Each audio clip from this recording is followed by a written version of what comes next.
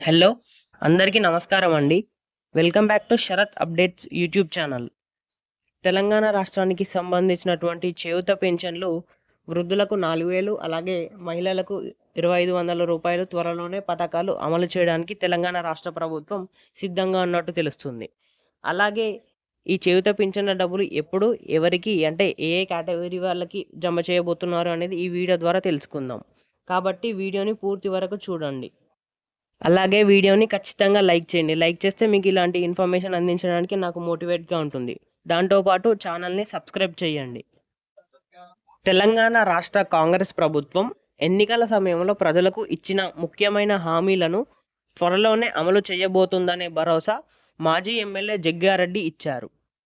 ముఖ్యంగా వృద్ధులకు నెలకు రూ. 4,000 పెన్షన్ మరియు మహిళలకు నెలకు రూ. 2,500 ఆర్థిక సహాయం పథకం ద్వారా త్వరలోనే ప్రారంభమవుతాయి అని ఆయన స్పష్టం చేశారు. శనివారం జరిగిన మీడియా సమావేశంలో మాట్లాడిన జగ్గారెడ్డి, ప్రజలు సోషల్ మీడియాలో కాంగ్రెస్ ఇచ్చిన హామీల గురించి తరచుగా ప్రశ్నలు అడుగుతున్నారు. వారికి నేను స్పష్టంగా చెప్పదలిచింది ఏంటంటే, సీఎం రేవంత్ రెడ్డి గారు ఈ పథకాల అమలు కోసం సీరియస్‌గా ఆలోచిస్తున్నారు. రాష్ట్ర ఆర్థిక పరిస్థితులు కొంచెం సవాలుగా ఉన్న ప్రభుత్వం ప్రతి హామీని ఒక్కొక్కటిగా నెరవేర్చే దిశగా కృషి చేస్తుంది అని తెలిపారు. ఆయన చెప్పిన ప్రకారం ప్రస్తుతం ముఖ్యమంత్రి రేవంత్ రెడ్డి బడ్జెట్ సమకూర్చుకునే పనిలో బిజీగా ఉన్నారు. రాష్ట్ర ఖజానాలో నిధులు సమకూర్చిన వెంటనే ఈ పథకాలకు ముహూర్తం ఖరారవుతుంది. ప్రభుత్వం ఇప్పటికే కొన్ని హామీల దిశలుగా అమలు చేస్తుంది. అందువల్ల ఏమీ చేయలేదు అని చెప్పడం సరికాదు అన్నారు. జగ్గారెడ్డి ప్రజలను ఉద్దేశించి ప్రజలు కాస్త ఓపిక పట్టాలి. ప్రభుత్వం ఇంకా 3 సంవత్సరాల కాలం ఉంది. ఆ వ్యవధిలో కాంగ్రెస్ ఇచ్చిన ప్రతి హామీని అమలు చేయడమే లక్ష్యంగా సీఎం రేవంత్ రెడ్డి గారి ముందుగా వెళ్తున్నారు. రాష్ట్ర ఆర్థిక పరిస్థితులను దృష్టిలో పెట్టుకొని సమయానికి అనుగుణంగా పథకాలు ప్రకటిస్తాం అని భరోసా ఇచ్చారు.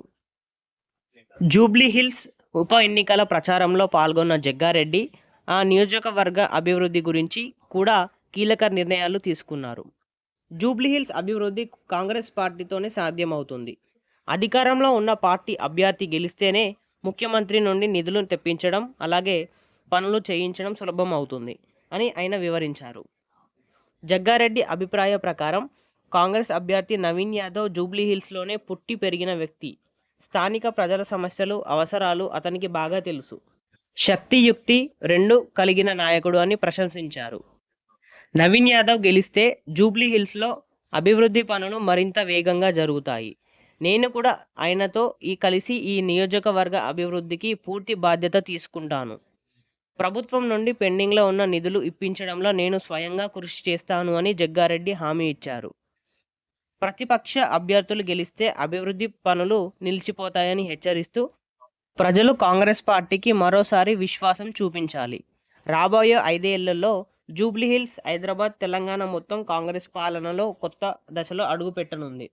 అభివృద్ధికి, సంక్షేమం రెండింటికి భరోసా ఇచ్చేది కాంగ్రెస్ మాత్రమే అని ఆయన పేర్కొన్నారు. జగ్గారెడ్డి చివరగా ప్రజలను పిలుపునిస్తూ ఉప ఎన్నికల్లో కాంగ్రెస్ అభ్యర్థి నవీన్ యాదవ్ను గెలిపించి జూబ్లీహిల్స్ అభివృద్ధికి మీ వంతు సహకారం అందించండి. ఈ ప్రాంతాన్ని ఆధునిక మౌలిక సదుపాయాలతో తీర్చిదిద్దడానికి కాంగ్రెస్ ప్రభుత్వం కట్టుబడి ఉంటుంది అని చెప్పారు. జగ్గారెడ్డి వ్యాఖ్యలతో కాంగ్రెస్ శ్రేణులు ఉత్సాహం నెలకొంది. ఎన్నికల సమయంలో ప్రజలకు ఇచ్చిన వాగ్దానాల్లో నెరవేర్చడంలో కాంగ్రెస్ ప్రభుత్వం కృషి చేస్తుంది అని పార్టీ నేతలు చెబుతున్నారు. ముఖ్యంగా రేవంత్ రెడ్డి నాయకత్వంలో రాష్ట్రానికి ఆర్థిక క్రమబద్ధతను తీసుకువచ్చి సంక్షేమ పథకాలను సరిదిద్దచ్చు అని అమలు చేయడమే ప్రాధాన్య లక్ష్యమని పార్టీ వర్గాలు వెల్లడిస్తున్నాయి.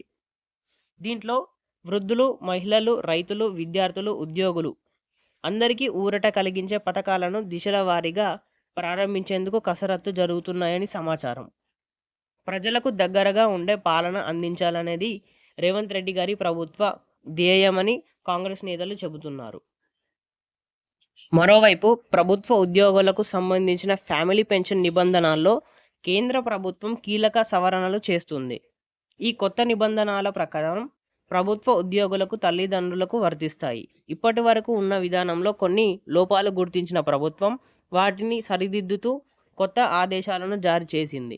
ఇకపై ఫ్యామిలీ పెన్షన్ పొందాలంటే తల్లిదండ్రులు తప్పనిసరిగా ఒక ముఖ్యమైన ప్రక్రియ పూర్తి చేయాల్సి ఉంటుంది. అదే లైఫ్ సర్టిఫికేట్ సమర్పించడం. Department of pension and personal welfare జారీ చేసిన తరువాత తాజా మార్గదర్శకాల్లో తెలిపిన వివరాల ప్రకారం ప్రభుత్వ ఉద్యోగి మరణించిన సందర్భంలో అతని భార్య లేదా పిల్లలకు లేకపోతే తల్లిదండ్రులకు డిపెండెంట్ ఫ్యామిలీ పెన్షన్ మంజూరు అవుతుంది. ఈ పెన్షన్ ఉద్యోగి చివరిగా పొందిన జీతంతో 75% వరకు ఉంటుంది. అయితే ఇది తల్లిదండ్రులు ఇద్దరు జీవించి ఉన్నప్పుడు మాత్రమే వర్తిస్తుంది. తల్లిదండ్రుల్లో ఒకరు మరణించినా లేదా ఒంటరిగా తల్లి లేదా తండ్రి ఉన్న పెన్షన్ రేటు 60%కి తగ్గుతుంది. ఇప్పటి వరకు ఉన్న నిబంధనల్లో స్పష్టమైన ఆవశ్యకత లేదు. దీనివల్ల కొన్ని సందర్భాల్లో ఒకరు మరణించినప్పటికీ 75% పెన్షన్ కొనసాగించినట్టు ప్రభుత్వం గుర్తించింది. ఈ సమస్యను నివారించేందుకు తాజా సవరణలతో తీసుకొచ్చింది. ఇకపై తల్లిదండ్రులు ఇద్దరు జీవించి ఉన్నప్పుడే వారిద్దరూ ప్రతి సంవత్సరంలో లైఫ్ సర్టిఫికేట్ సమర్పించాలి. ఇది సమర్పించని పక్షంలో ఫ్యామిలీ పెన్షన్ చెల్లింపులు నిలిచిపోవచ్చు లేదా తగ్గించే అవకాశం కూడా ఉండొచ్చు. కాబట్టి లైఫ్ సర్టిఫికేట్ సమర్పణ ఖచ్చితంగా ఉండాలి. దీన్ని జారీ చేసిన తాజా సర్కులర్ ప్రకారం ఈఓపి ఫ్యామిలీ పెన్షన్ రూల్స్ 2023లో ఈ నిబంధనలకు స్పష్టంగా చేర్చారు. ఇకపై పెన్షన్ మొత్తం తల్లిదండ్రుల జీవన స్థితిపై ఆధారపడి ఉంటుంది. ఇద్దరు ఉన్నట్టయితే 75%, ఒకరు ఉన్నట్టయితే 65% మాత్రమే అందుతుంది. ఈ మార్పులు దేశవ్యాప్తంగా అన్ని కేంద్ర ప్రభుత్వ ఉద్యోగులకు కుటుంబాలకు వర్తిస్తాయని తెలిపారు. నిపుణుల అభిప్రాయ ప్రకారం ఈ కొత్త నియమాలు పెన్షన్ వ్యవస్థలో పారదర్శకత పెంచుతుంది. అలాగే తప్పుడు చెల్లింపులు నివారిస్తాయి. పెన్షన్ పొందుతున్న తల్లిదండ్రులు సమయానికి తమ జీవన ప్రమాణ పత్రాలను సమర్పిస్తే ఎలాంటి ఇబ్బంది లేకుండా ప్రతి నెల నెలసరి పెన్షన్ అందుకోవడం జరుగుతుంది. కాబట్టి ప్రభుత్వ ఉద్యోగుల తల్లిదండ్రులు లేదా పెన్షన్దారులు ప్రతి సంవత్సరం లైఫ్ సర్టిఫికేట్ సమర్పించడం మర్చిపోవద్దు. ఇది ఫ్యామిలీ పెన్షన్ నిరంతరంగా కొనసాగించడానికి అత్యవసరం అవుతుంది. కాగా తెలంగాణలో త్వరలోనే జరగబోయే స్థానిక సంస్థల ఎన్నికల నేపథ్యంలో రేవంత్ రెడ్డి గారి సర్కార్ ఈ హామీలను త్వరలోనే అమలు చేయాలని భావిస్తుంది. పెన్షన్ మొత్తాన్ని పెంచిన తర్వాతే ఎన్నికల్లోకి వెళితే ప్రజల్లో తమ పార్టీ పట్ల నమ్మకం కలుగుతుంది అని, మంచి ఫలితాలు సాధించగలమన్న ధీమా ప్రభుత్వంలో ఉంది. ప్రభుత్వం ఎన్నికల ముందు చేసిన హామీలను ఒక్కొక్క దానినొకటి నెరవేర్చడం ద్వారా పరిపాలన ప్రకారం ప్రజలకు నమ్మకం కలిగించాలని చూస్తున్నట్టు తెలుస్తుంది. ఇందిరమ్మ ఇండ్లు, కొత్త రేషన్ కార్డుల జారీ, మంజూరు వంటి హామీలను ఇప్పటికే అమలు చేస్తూ ఉంది తెలంగాణ రాష్ట్ర ప్రభుత్వం. ఇప్పుడు పెన్షన్ పెంపు అంశాన్ని కూడా జాబితాలో చేర్చి వచ్చే నెలలో దీనిపై అధికారిక ప్రకటన చేసే అవకాశాలు ఉన్నట్టు తెలుస్తుంది. పెన్షన్ గురించి మరెన్నో లేటెస్ట్ అప్డేట్స్ కోసం మన ఛానల్ని సబ్స్క్రైబ్ చేయండి.